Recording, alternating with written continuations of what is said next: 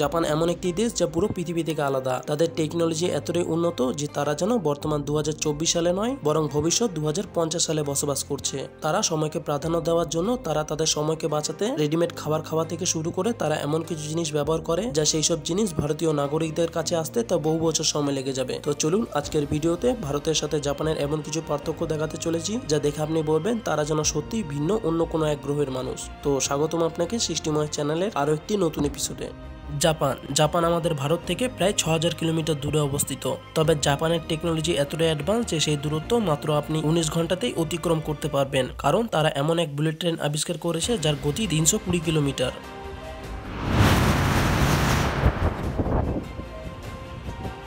Noodles বা Maggi বর্তমান সময়ে 2 মিনিটে তৈরি হওয়া এই ম্যাগি বা নুডলস ছোট বড় আমাদের সকলেরই পছন্দ। আর এই নুডলস সবচেয়ে বেশি জনপ্রিয় চীন এবং জাপানে। জাপানের মানুষ হালকা খাবার হিসেবে সকাল দুপুর রাত প্রায় সবসময় নুডলস খেয়ে থাকে।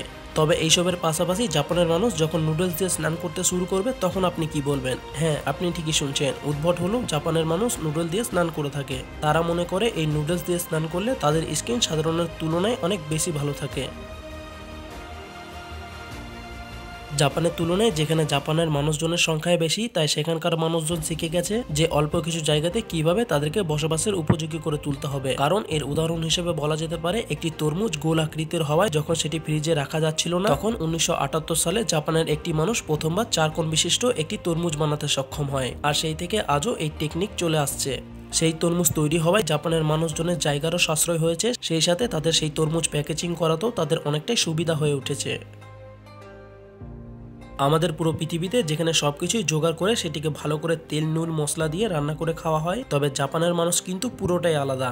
কারণ তারা সময়কে প্রাধান্য দেওয়ার জন্য তারা দোকান থেকে প্যাকেজিং বা রেডিমেড খাবার কিনে সেই সব গরম করে খেয়ে থাকে। সেই সাথে তারা সময়কে বাঁচাতে তারা সকালে এবং দুপুরে স্নান না করে বরং নিত্যদিনের কাজকর্মের শেষে ঘুমোতে যাওয়ার আগে তারা স্নান করে ঘুমোয়। তারা মনে করে নিত্যদিনের ক্লান্তি শেষে তাদের শরীরে সব নেগেটিভ এনার্জি স্নান করার সাথে ধুয়ে তারপর তারা রাতে স্বস্তির ঘুম নেয়।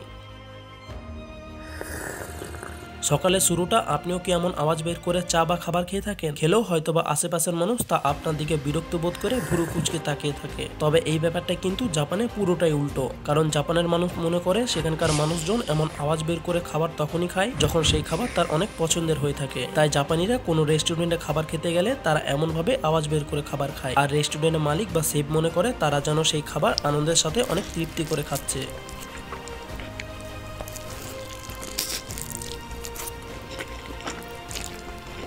জাপানের এই দৃশ্য হয়তো আপনি মাঝের মধ্যেই দেখে থাকবেন, যেখানে পুরো বিশ্বে লাল হলুদ এবং সবুজ ট্রাফিক লাইট ব্যবহার করা হয়ে থাকে। সেই ক্ষেত্রে জাপান এমন একটি শহর যেখানে লাল হলুদ এবং সবুজের পরিবর্তে নীল ট্রাফিক লাইট ব্যবহার করা হয়ে থাকে। তবে জাপানের সরকার এমনটা কেন করে? আর এর আসল রহস্য লুকিয়ে রয়েছে তাদের ল্যাঙ্গুয়েজ বা ভাষার মধ্যে। কারণ জাপানে নীল এবং সবুজ কালারকে বোঝাতে তারা ব্লু শব্দকে ব্যবহার করে থাকে। প্রথম দিকে জাপানেও কিন্তু লাল হলুদ সবুজ এই ট্রাফিক লাইটকে ব্যবহার করা হতো। তবে তারপরেও জাপানের মানুষজন সেই সবুজ লাইটকে ব্লু বলে আখ্যায়িত করত। তাই 1973 সালে এই বিতর্কিত কথাটিকে পরিষ্কার করার জন্য তখন তাদের সেই ট্রাফিক লাইটে সবুজ এবং নীলের মিশ্রণে এমন একটি লাইট ব্যবহার করা হয় যা কিছুটা হলেও নীল রঙেরই দেখায়। চকলেট, কিটক্যাট চকলেট বলতে আমরা সাধারণত এই একটি ফ্লেভারকে কিটক্যাট চকলেট হিসেবে জেনে থাকি। তবে জাপানের কাছে কিন্তু এই কিটক্যাট চকলেটের অনেক গুণ কালেকশন রয়েছে। কারণ যেখানে কিটক্যাট চিলি পেপার থেকে শুরু করে সুইট পটেটো, কর্ন, সোয়াবিন এবং ওয়াটারমেলন সাথে ম্যাঙ্গো এমন কত শত কালেকশন রয়েছে যা বলে বোঝানো যাবে না। জাপান যদিও একটি বিপুল জনবসতিপূর্ণ দেশ, তবে সেখানকার ডিসিপ্লিন কিন্তু অনেকটাই কঠোর। কারণ আমাদের স্কুলে যেখানে প্রত্যেকটা আলাদা আলাদা কাজ করার জন্য বিভিন্ন কর্মচারী রয়েছে, তবে জাপানের স্কুলগুলি কিন্তু এমনটা নয়। কারণ সেখানকার সমস্ত স্কুল পরিষ্কার পরিচ্ছন্ন করার জন্য সেখানকার স্টুডেন্টরা এইসব কাজ করে থাকে। সেই সাথে মিড ডে মিলে দেওয়া খাবার একটি বাচ্চা তার পরিমাণের চেয়ে অধিক নিলে সেটি অপচয় করলে তার জন্য রয়েছে স্কুল পরিষ্কার করার মতো পানিশমেন্ট। কারণ জাপানের মানুষ খাবার নষ্ট করা একটি খারাপ অভ্যাস বলে মনে করে। জাপানের কাঠের তৈরি ঘর আমাদের পুরো বিশ্বে যেখানে ছোট বড় প্রায় সবকিছু ইট পাথরের তৈরি বাড়ি, সেখানে জাপানে প্রায় অধিক বাড়ি কাঠের তৈরি, যা খুব অল্প সময়ের মধ্যেই তৈরি করা যায়। তারা সময়কে বাঁচাতে এবং কম খরচে এমন একটি বাড়ি নির্মাণ করতে তারা শিখে গেছে। তবে তাদের কাঠের তৈরি বাড়ি হওয়ায় আপনি হয়তো ভাববেন এই কাঠের তৈরি বাড়ি কিছু সময়ের জন্য ভালো হলেও সময় সাপেক্ষে সেটি টেকসই নয়। তবে আপনার ধারণা কিন্তু পুরোটাই ভুল। কারণ পুরাতন এমন কত শত বাড়িঘর এবং মন্দির রয়েছে যা দেখতে দূর দূরান্তের মানুষ আজও সেখানে গিয়ে থাকে।